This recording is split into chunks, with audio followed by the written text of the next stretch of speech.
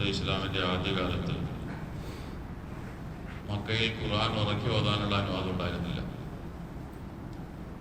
ശത്രുക്കളുടെ ഉപദ്രവം ഭയന്നുകൊണ്ട് മുസ്ലിമീങ്ങൾ രഹസ്യമായി നമസ്കരിക്കുകയും വളരെ രഹസ്യമായി ഖുർആൻ ഓതുകയും ചെയ്യുന്ന കാലഘട്ടത്തിൽ പരിശുദ്ധ ഖുർആനിൽ സൂറത്തുർ റഹ്മാൻ അവതരിച്ചു.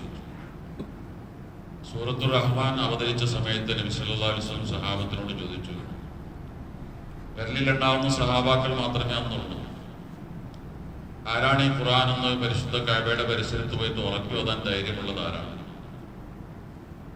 അപ്പൊ ആ കൂട്ടത്തിൽ നിന്ന് അബ്ദുല്ലാഹി ഇബ്നു മസ്ഊദ് റളിയല്ലാഹു അൻഹു അദ്ദേഹം എഴുന്നേറ്റെന്ന് പറഞ്ഞു, നബി ഞാനതിന് തയ്യാറാണ്. വിശ്വാസം പറഞ്ഞു, നീയല്ല, ഖുറൈശികളിൽപ്പെട്ട ശക്തന്മാരായ ആരെങ്കിലുമാണ് ഞാൻ ആഗ്രഹിക്കുന്നത്.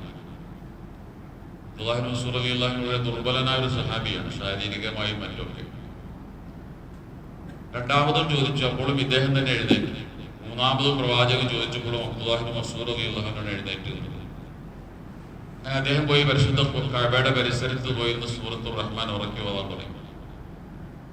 അത് കേട്ട് അബൂജഹൽ അവിടെ വരികയും അദ്ദേഹത്തിന്റെ മുഖത്ത് ശക്തമായി അടിക്കുകയും ചെവിയിൽ നിന്ന് ചോര വരികയും ചെയ്തു.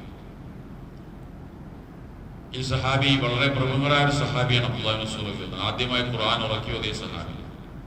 അദ്ദേഹത്തിന്റെ കാല് വളരെ ശോഷിച്ച മെലിഞ്ഞ കാലായിരുന്നു.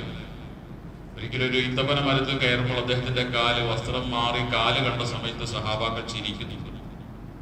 അപ്പൊ പ്രവാചകൻ സഹാബത്തിനോട് പറഞ്ഞു, നിങ്ങൾ എന്തിനാ ചിരിക്കുന്നത്? അദ്ദേഹത്തിന്റെ കാല് കണ്ടിട്ടാണ്. നാളെ അള്ളാഹുവിന്റെ അടുക്കൽ മീസാനിൽ തൂക്കപ്പെടുമ്പോൾ ഉഹദ് മലയേക്കാൾ ഭാരം ആ മനുഷ്യന്റെ കാലിനുണ്ടായിരിക്കും.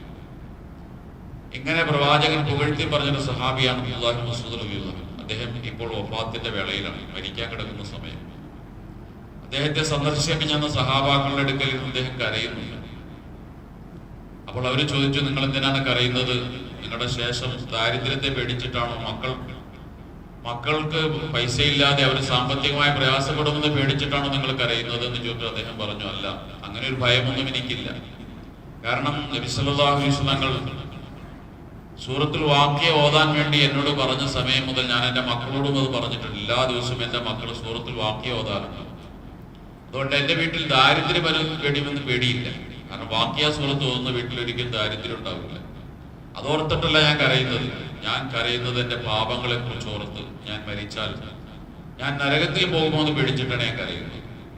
നമ്മൾ ആലോചിക്കാൻ, ആരാണ് ഈ കരയുന്ന സഹാബി? ഇത്ര പ്രമുഖനായ ഒരു സഹാബിയാണെന്ന് എൻ്റെ അന്ത്യവേളയിൽ പോലും നരകത്തിൽ പോകുമോ എന്ന് ഭയപ്പെട്ടിട്ട് അദ്ദേഹം കരയാണ്. ഉമറുൽ ഖത്താബ് റളിയല്ലാഹു അൻഹു പറയുന്നുണ്ട്, ആകാശത്തു നിന്നൊരു മലക്ക് വിളിച്ചു പറയുകയാണ്, ഈ ഭൂമിയിലുള്ള എല്ലാ മനുഷ്യന്മാരും സ്വർഗത്തിലാണ്, ഒരാൾ ഒഴികെ. എന്ന് പറഞ്ഞാൽ ആ ഒരാൾ ഞാനാകുമെന്ന് ഞാൻ ഭയപ്പെടും.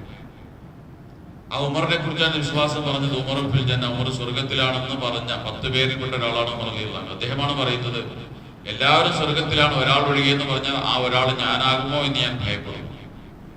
അബൂബക്കർ സിദ്ദീഖ് റളിയല്ലാഹു അൻഹു പുൽക്കൊടികളെ പിടിച്ചിട്ട് പറയാറുണ്ടായിരുന്നു, ഞാൻ ഈ പുൽക്കൊടിയായിട്ട് സൃഷ്ടിക്കപ്പെട്ടിരുന്നെങ്കിൽ നാളെ മഹ്ശറിൽ എനിക്ക് വിചാരണ വേണ്ടി വരുന്നില്ല.